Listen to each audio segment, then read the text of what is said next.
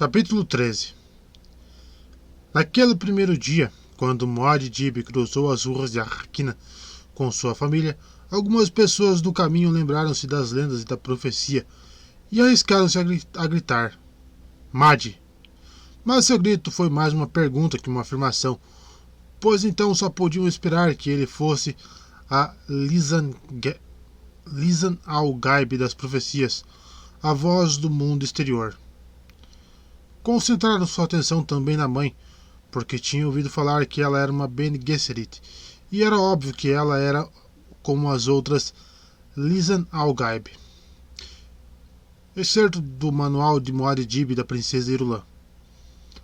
O duque encontrou Tufir Hawat sozinho na sala de canto que um guarda havia lhe apontado. Ouvia-se o som de homens instalando equipamento de comunicações na sala ao lado, mas o lugar estava razoavelmente tranquilo. O duque deu uma rápida olhada ao redor quando Hawat se levantou atrás de uma mesa atulhada de papéis.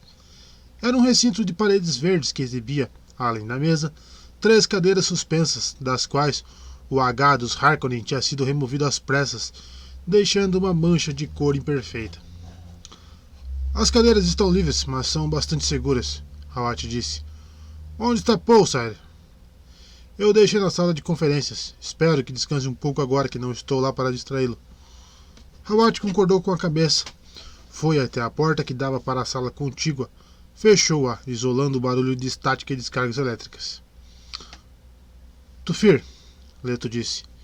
Estou interessado nas reservas de especiaria dos Harkonnen e do Império. Milord? O Duque mordeu os lábios.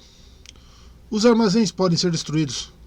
Levantou uma das mãos quando Hawat fez menção de falar. Ignore o estoque do Imperador. No fundo, ele adoraria ver os Harkonnen em dificuldades financeiras. E o Barão poderá objetar se algo que ele não admite. ter for destruído? Hawat chacoalhou a cabeça. Temos poucos homens disponíveis, Sire. Use alguns dos homens de Idaho. E talvez alguns Fremen gostem da ideia de sair um pouco do planeta. Um ataque de surpresa a Gied Primo. A distração tem suas vantagens táticas, Tufir. Como quiser, milord. Hawat se virou para sair, e o Duque viu indícios de nervosismo no velho. Pensou. Talvez ele ache que desconfio dele. Deve saber que tem informações particulares sobre traidores. Bem, melhor aplacar seus temores imediatamente. Tufir, ele disse. Como você é um dos poucos nos quais posso confiar completamente, há um outro assunto que precisa ser discutido. Nós dois sabemos que a vigilância deve ser constante para impedir traidores de se infiltrarem em nossas forças, mas tenho 2 informações novas. Hawat se virou e encarou o Duque. E Leto repetiu o que Paul lhe havia contado. Em vez de acarretar a intensa concentração dos Mentat, as informações só fizeram aumentar a agitação de Hawat. Leto estudou o velho e sem demora disse. Você anda escondendo alguma coisa, amigo velho. Eu deveria ter desconfiado quando o vi tão nervoso durante a reunião do Estado-Maior. O que era tão perigoso que você não poderia despejar diante de todos os presentes? Hawat repuxou os lábios manchados de sapo que se reduziram a uma linha tensa e retilínea, contornada por rugas minúsculas. Conservaram a sua rigidez enrugada quando ele falou. Milord, não sei bem como tocar no assunto. Nós já ganhamos muitas cicatrizes um pelo outro, Tufir, disse o Duque. Você sabe que pode tocar em qualquer assunto comigo. Hawat continuou a encará-lo, pensando. É disso que gosto mais nele. Este é o homem honrado que merece toda a minha lealdade e meus serviços. Por que tenho de magoá-lo? Bem, Leto exigiu. Hawat deu de ombros. É um fragmento de bilhete. Nós o tomamos de um mensageiro Harkonnen.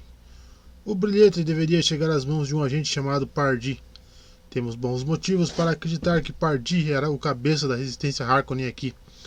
O bilhete é algo que pode ter algumas grandes consequências ou consequência nenhuma. Está sujeito a várias interpretações. Qual é o conteúdo delicado desse bilhete? Fragmento de bilhete, milord, incompleto. Estava impresso em mini-micro, com a usual cápsula de destruição anexa. Interrompemos a ação do ácido pouco antes de se apagar tudo. deixando apenas um fragmento. O fragmento, contudo, é extremamente sugestivo. É? Hawat esfregou os lábios. Diz o seguinte: Eto nunca irá desconfiar, e quando o golpe partir de alguém que ele ama, o fato de saber quem foi já bastará para destruí-lo. O bilhete estava selado com o sinete do próprio barão, que eu mesmo autentiquei. Sua suspeita é óbvia. O duque disse e sua voz tornou-se subitamente gélida. Preferiria antes cortar meus braços a magoar Milord, Hawat disse. Milord, e se... Lady Jéssica, Leto disse, e ele sentiu que a raiva o consumia. Você não conseguiria arrancar a verdade desse tal Pardi? Infelizmente Pardi não estava mais entre os vivos quando interceptamos o mensageiro. Tenho certeza de que o mensageiro não sabia o que portava. Entendi. Leto chacoalhou a cabeça, pensando. Que vigarice, não deve ter fundamento. Conheço minha mulher. Milord, se... Não! O duque gritou. Há aí um erro que... Não podemos ignorar, Milord. Ela está comigo há 16 anos. Houve inúmeras oportunidades para... Você mesmo investigou a escola e a mulher. Howard falou com amargura. É bem sabido que algumas coisas me escapam. É impossível, estou dizendo. Os Harkonnen querem destruir a linhagem Atreides. Ou seja, Paul também. Já tentaram uma vez. E uma mulher seria capaz de conspirar contra o próprio filho? Talvez ela não esteja conspirando contra o filho. E o atentado de ontem poderia ter sido uma farsa inteligente. Não poderia ter sido uma farsa. Sire, ela não deveria saber que foram seus pais. Ela não deveria saber quem foram seus pais? Mas, e se soubesse? E se fosse uma órfã? Uma menina que ficou órfã, por exemplo, por causa de uma Atreides? Ela já teria agido tempos atrás, envenenado minha bebida, um estilete no meio da noite. Quem teve a oportunidade melhor? Os Harkonnen querem destruí-lo, Milord. A intenção deles não é simplesmente matá-lo. Há uma série de distinções sutis na Canle. Poderia ser obra-prima das vendetas. O duque deixou cair nos ombros. Ele fechou os olhos, parecendo velho e cansado. Não pode ser, ele pensou. A mulher abriu seu coração para mim. Que melhor maneira de me destruir do que semear desconfiança em relação à mulher que amo? Ele perguntou. Uma interpretação que já cogitei, Hawat disse. Ainda assim. O duque abriu os olhos, fitou Hawat pensando. Deixe-o desconfiar. A função dele é desconfiar, não a minha. Talvez, se eu aparentar acreditar nisso, um outro homem possa ficar descuidado. O que sugere? Sussurrou o duque. Por hora, monitoramento constante. Ela deve ser vigiada o tempo todo. Providenciarei para que seja feito com discrição.